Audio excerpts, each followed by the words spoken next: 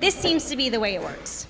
For 4 years of college, we sit in classrooms and we study what we want to eventually do with our lives. We study everything we can about a subject and learn as much as humanly possible about how to succeed, so that one day, when we finally enter that ethereal, mystical land known as the real world, we will be duly prepared, walking paragons of collegiate skill, mentally and physically ready to succeed. So, the three of us, bored with our theoretically hypothetical lives, decided to actually do something. Something we had always wanted to do, something we didn't exactly know how to do. We were gonna write a musical. We had never written a musical before, I should say. Never had taken classes on how to write a musical, nor had anyone at ever, to any time, sat us down and said, hey, it would be a good idea to spend your summer trying to do something that most professionals take years and years trying to accomplish. No one ever told us, exactly how crazy this idea we were about to embark on actually was, so we never knew. Let's flash back to March of 2010. Our department was having trouble finding a suitable new work to produce in the Arthur Miller Theater. We were told they had spent countless hours reading hundreds of scripts and were dissatisfied with the choices. So we figured, if they're going to do a new musical, and they haven't found one yet, why don't we write our own? So we had a meeting with the head of our department where we volunteered to write that sure-to-please musical. He agreed, as long as we could preview it for him in June. So could we do that? Could we do it? Thus began our insane journey. Writing a musical in 4 months. Oh man, I can't believe we're finally gonna do it. This is something we have always wanted to do. Never had the time to do. Let's just do it, okay? Our own original musical. Deep in the middle of the bedroom, as the night was growing old, right here where the maze and the blue reside, our tale began to unfold. Great. Oh man, look how far we've come. All right, so how does one write a musical?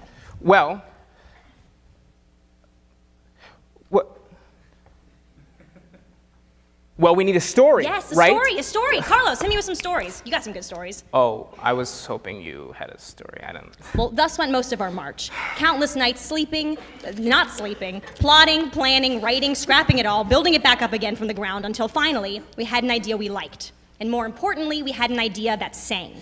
What we mean by that, essentially, is that the subject matter realistically justified the heightened emotion of bursting into song and dance, well, as realistically as humanly possible. It's important to note that our barometers of judgment were not based on anything other than how we felt about the idea.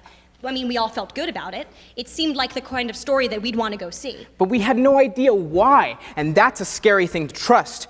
The only way to distinguish a good idea from a bad one is to try it on for a while, explore its possibilities, give it credence, commit to it, if only temporarily. And there was something scary about finally realizing that an idea you've been toying with has now been deemed irrelevant or useless, but also something totally thrilling, because it meant that there was one less misleading possibility out there, and you were getting closer to finding the real answer, like excavating a fossil.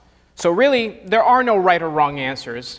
But there are some stupid ones, so we just learned how to throw those away and keep moving. No choice but to keep moving. Which, ironically, became a major point in our musical. Right, we're getting there. Sorry, we're getting there. Sorry. Okay, so what else does a musical need? It needs music. Okay, so while Allie was fleshing out the rest of our story, AJ and I started thinking about the music. We thought our story kind of sounded like a folk tale, so we filled our ears with the likes of Joni Mitchell and James Taylor, hoping to use some of that American folk rock sound for the influence of our score. The story we were working with was about an orphan boy, Gibson, who strives positively to find his function in the world he was born into, and his deceased mother, Caroline, who was forced to give him up against her will and has spent the rest of her life dealing with the depression of loss. We soon realized, however, that a story about profound loss, abandonment, and once-in-a-lifetime love weren't necessarily the easiest topics to tackle, especially with a first shot at writing a musical. Everyone always says, write what you know. It's good advice, but it's tricky, especially if you're only 21 years old. And trying to put ourselves into situations that were often hard to fathom proved to be very frustrating. Well, then again, some of our characters were actually very frustrated. And the long, sleepless nights, unable to get any rest while so many issues were on our mind. One of our characters couldn't sleep. How do I possibly write a song about the frustrations of being unable to handle pressing issues in my life? Like that, I presume. Well, in this way, everything became mirrored in our art, almost helplessly. What we figured out is that it's not so much writing what you know, as much as it is bringing what you know to something that you don't. More than anything, we learned this. As humans, you already possess profound understanding. You are armed with two of the greatest powers in the universe, the power of observation and the power of empathy. With that, there is nothing you cannot bring a small, honest part of yourself to. Without even attempting to write what we knew, we were writing what we were currently feeling and learning. While learning, we were somehow writing the answer. Whoa, that's deep, dude. Yeah, thanks. Well, that's when major progress started to get made. The best ideas came not from trying to say something or prove a point, but from looking at the story, listening to it, and trying to tell the best story possible. By the June deadline, we had written 10 songs and close to 100 pages of script. The department said they'd produce our show. But, as everyone has come to learn, complete artistic freedom is hard to come by. There are dues that must be paid. The fact of the matter is, we took a risk in pitching a musical to our department on our own, and we were rewarded in a big way. They took a risk on us, on our piece, as young entrepreneurs. They were giving us a budget for an orchestra, costumes, a set, props, lighting, a theater space, not to mention many countless talented actors, so naturally... Wouldn't it sound better if you just did this? And don't you think this part would look better And if... I'm going to need to see a final draft of that by next week. There are a lot of people to please, and sometimes you wish you could just say, it'll be done when it's done.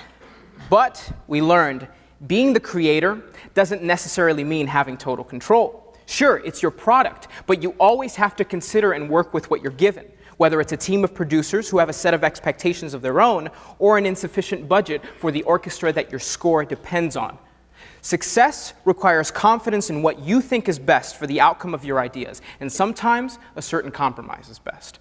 After all, that's what entrepreneurs do. They make it work. It takes some compromise to keep everyone happy, but it also takes a healthy share of sticking to your guns and really standing behind what you think is the best for the outcome of your project and creative ideas. And with Gibson Fleck, a new musical announced on the website and friends congratulating us on Facebook, we had to make it work. There was no choice but for us to finish. And for it to not be terrible.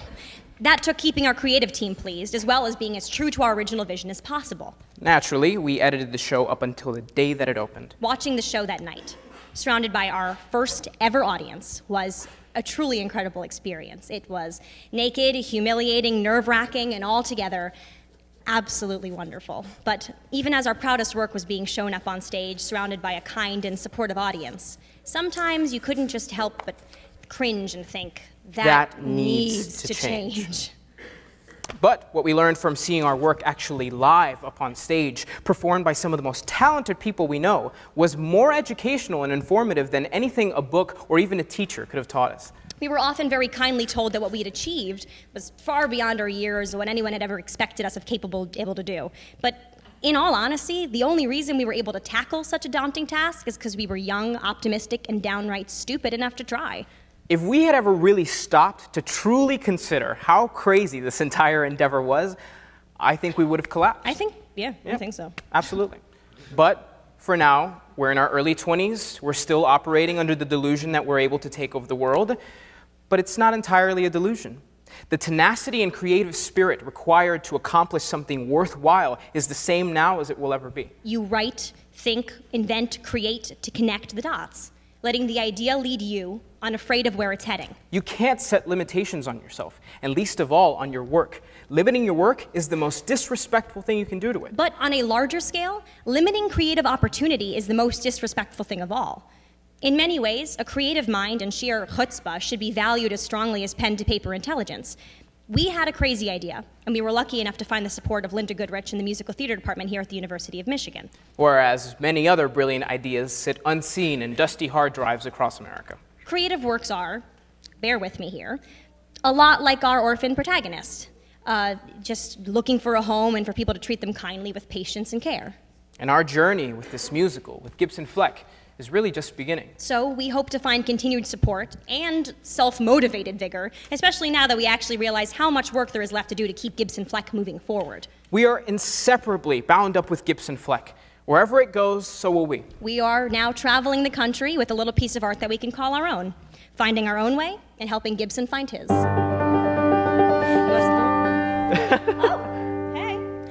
He was a boy without a name. Everywhere it was the same. He's traveled through the country for an origin to claim.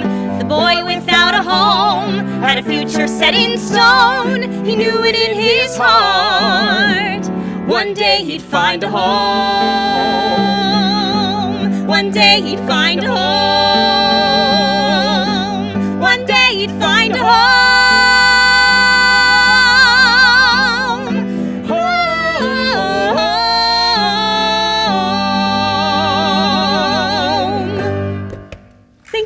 Thank you.